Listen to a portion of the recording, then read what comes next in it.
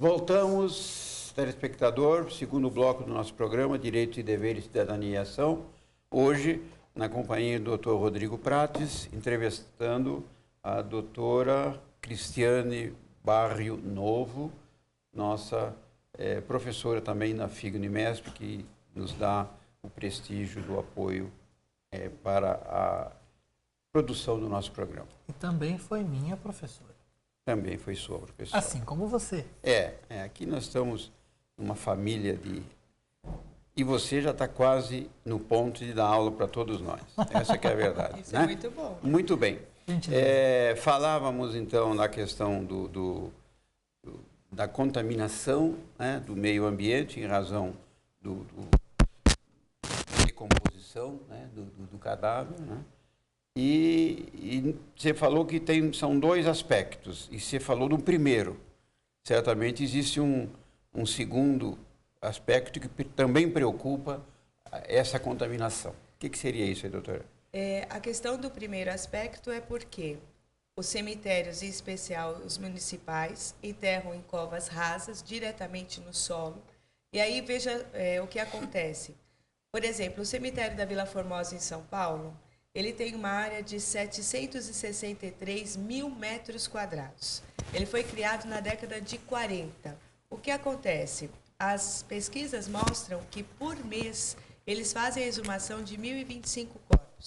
Ou seja, esses corpos todos entraram em decomposição juntos, vão produzir um necrochurume, vem o período de chuvas, a chuva vai absorver o solo, esse solo está contaminado pelo necrochurume, vai atingir o lençol freático e se torna um condutor de doenças. Que doenças?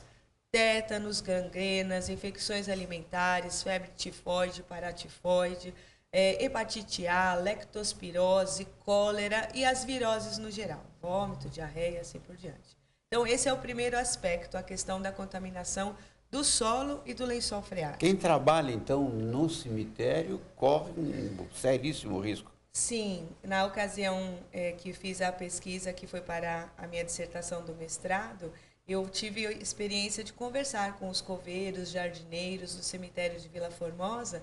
Eles estavam com uniforme, mas não tinham luvas e nem botas, muito pelo contrário, usavam os chinelos de borracha. Eu nem posso precisar a marca, mas eram chinelos de borracha totalmente expostos, né? E é muito interessante que para eles não são conscientizados da contaminação daquele solo.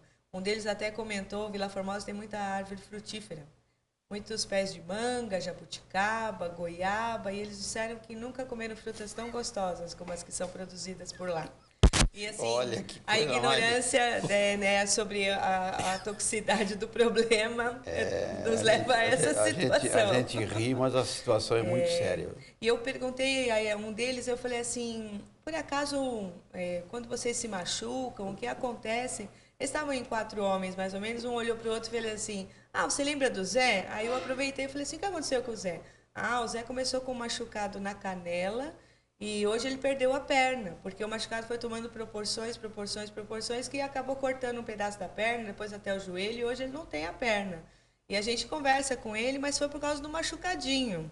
Eles não têm a ideia da repercussão, né? Porque ali a produção desse necrochurume torna esse solo que eles manuseiam, né? As covas são rasas, tem um alto grau de nocividade, toxicidade, um risco de contaminação muito grande. Por falta dos equipamentos de segurança, eles ficam expostos. Mas eles não têm essa noção desse perigo. Tanto que chinelo de borracha, né? Estão totalmente próximos. Então, voltando à pergunta que o senhor me fez, a outra questão da poluição é o lixo funerário. Do que eu estou falando? Estou falando dos restos da roupa do morto, os acessórios. Tem gente que é enterrada com brinco, com anel, com prótese dentária, dente de ouro, peruca ou outros acessórios. Eu estou falando daquelas coisas plásticas que tem no caixão. A própria madeira do caixão, todo caixão tem revestimento com material pesado, metal pesado, que são as alças, que são os enfeites da tampa do caixão. Tudo isso é considerado lixo funerário. Além daquilo que, quando a pessoa é enterrada, quando fecha a sepultura, o que coloca-se lá em cima? Todas aquelas flores que estavam lá no enterro, no momento do velório, são colocadas sobre a sepultura. Então, as flores, os vasos, as faixas de agradecimentos, saudades, as velas, tudo isso, por estar em contato com esse solo, se torna contaminado. Isso é lixo funerário. E, infelizmente, os cemitérios não fazem o acondicionamento desse material da maneira que deveria ser. Muitas vezes você vai passear, por exemplo, aqui em Guarulhos, nós temos o Vila Rio, que também é um cemitério que faz o enterramento em covas rasas e joga por cima após o sepultamento. Tem umas caçambas nas ruas, onde estão as glebas. E esse lixo vai para essa caçamba. Ele deveria ser acondicionado de uma outra maneira, porque ele é considerado um RRS, um resíduo proveniente de saúde, e não poderia ser misturado como um lixo qualquer, nem colocado em sacos plásticos, como é feito.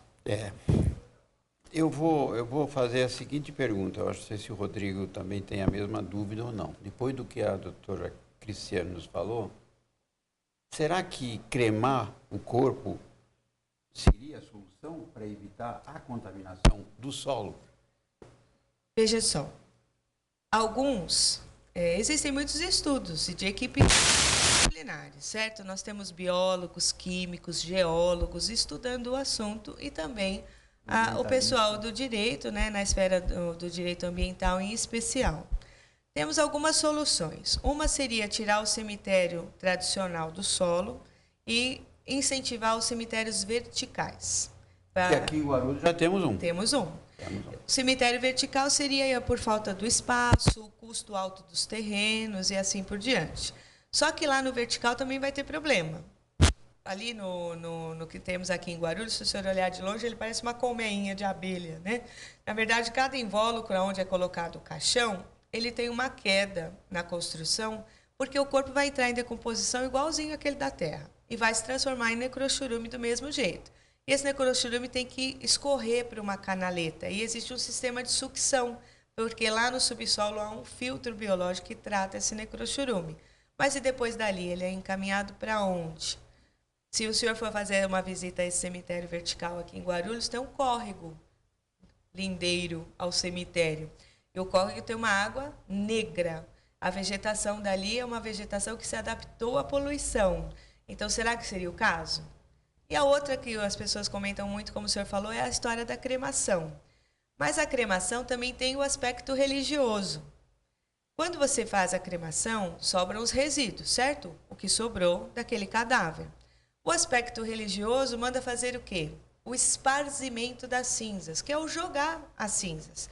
Aí o morto deixou lá a sua determinação. Olha, eu gostaria que fosse na cachoeira, no alto de uma montanha, na rodovia, no centro da cidade, no mar. E se todas as pessoas que morressem fossem cremadas, em decorrência desse aspecto religioso do esparzimento das cinzas, nós criaríamos uma poluição atmosférica também tão grande quanto a do solo. Eu penso até que mais grave, porque a atmosfera, por exemplo, nos centros urbanos, ela já é afetada pelos índices de poluição da indústria, dos veículos e tudo mais. E mais talvez não fosse esse o caminho, a cremação. Fazer uma projeção para a população hoje, né, 200 milhões, se todos fossem cremados, como é que seria? Eu creio que seria... faltar fogo.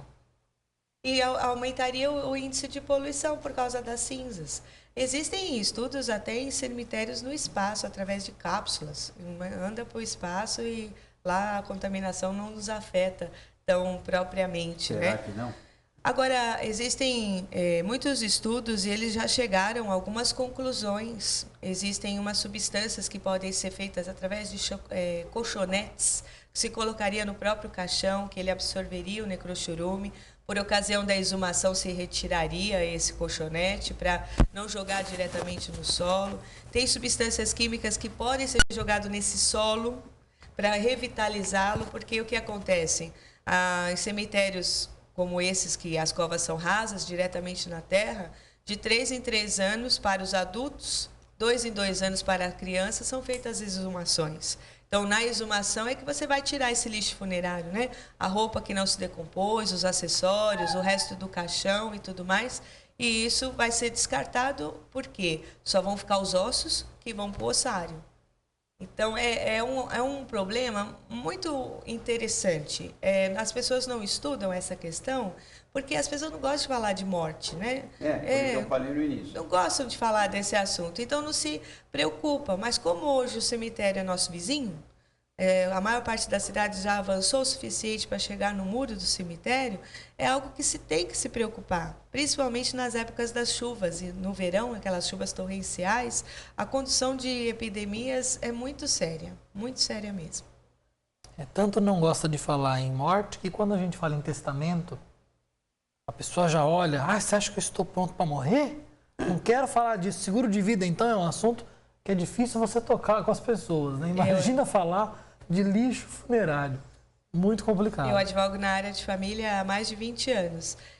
Poucos testamentos fiz nesses 20 anos. Porque as pessoas têm o aspecto de pensar que se ela for fazer o testamento, ela como se ela estivesse antecipando a morte dela. Está chamando a morte. Chamando a morte, justamente por isso. Então, se as pessoas não gostam nem nesse aspecto legal sobre o seu próprio patrimônio, imagina depois do sepultamento. Professora, de quem é a responsabilidade pela fiscalização disso? É assunto sério, né? Esse é um assunto bem sério, porque a responsabilidade é do poder público municipal, é da prefeitura municipal. E há um descaso em relação a isso. Por quê? Teríamos mecanismos legais. Nós temos a Lei 10.257 de 2001, que é o Estatuto da Cidade, que regulamentaria isso. As cidades têm o plano diretor. No plano diretor teríamos que ter disposições sobre isso. Guarulhos tem um único artigo com pouquíssimas linhas falando sobre esse aspecto, está disponível no site da Prefeitura. E o que nos sobra são resoluções do CONAMA, que é o Conselho Nacional do Meio Ambiente, e normativas da CETESB. Só que a gente verifica que a municipalidade não faz a fiscalização adequada, não se cumpre as normas sanitárias referente a toda essa questão, e também não há fiscalização nem da CETESB, nem da Vigilância Sanitária, e nem tampouco do Serviço Funerário Municipal. Então, é um assunto que vai sendo deixado de lado. Vez ou outra, o cemitério faz um termo de ajustamento de conduta para se adequar às normas.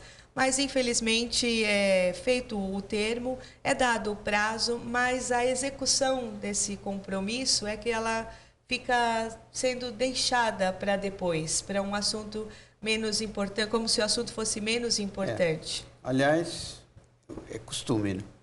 No Brasil sempre fica para depois. Será que é porque morto não paga imposto, doutor? Possivelmente. Deve ser por essa razão? Morto não é contribuinte, então talvez por isso que o assunto seja não tem o que penhorar deixado. depois. Nem no mês de abril.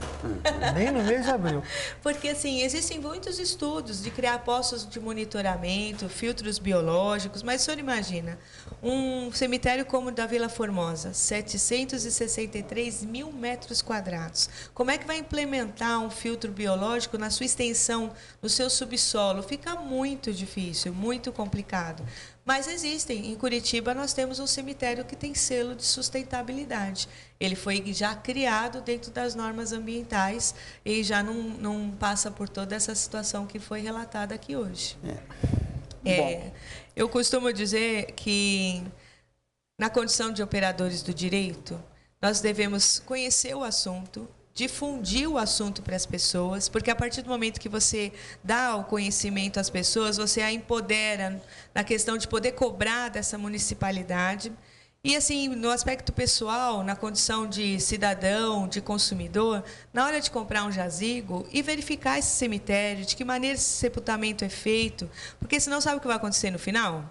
Você teve princípios ambientais a sua vida toda, defendeu os seus princípios, e no fim você morre. Com essa morte, vai lhe transformar num degradador em potencial e você vai causar um prejuízo para presente e futuras gerações que não era o seu desejo, por conta desse descaso da municipalidade. Pois é. Olha aí que bela reflexão que nós vamos levar para fazer, viu? Não adianta zelar pelo meio ambiente agora, porque quando morrermos poderemos ser uns poluidores eternos. No momento somos. No momento somos. Doutora Cristiane, eu agradeço imensamente a participação, né, os esclarecimentos que foram prestados, né? O assunto não é agradável, mas é necessário e o foco nosso é trazer informação, né? Eu agradeço a sua presença. Mais uma vez, doutor Rodrigo, obrigado por compartilhar a bancada conosco e as suas considerações finais, já que, lamentavelmente, o tempo expirou. O tempo passa rápido. Eu agradeço o convite mais uma vez e fico à disposição para outras discussões, tanto desse tema como no aspecto ambiental. Hoje é muito importante a conscientização sobre esses temas. Muito bem, nós é que agradecemos. Rodrigo. Essa foi uma entrevista, Clóvis, que eu quase não falei.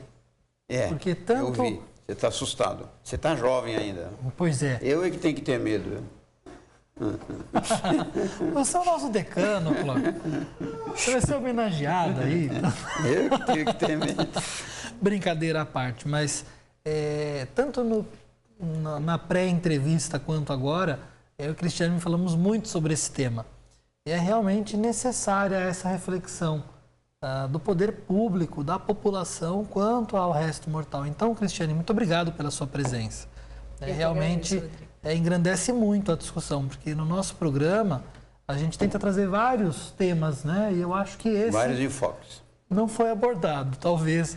É muito difícil. As pessoas não gostam muito do tema. Então, muito obrigado pela sua presença. Ao nosso telespectador, acesse o nosso site, se tiver dúvidas, sugestões de pauta. E terça-feira, nossa reprise 7h30. Até semana que vem. Obrigado. Obrigado e até a próxima semana.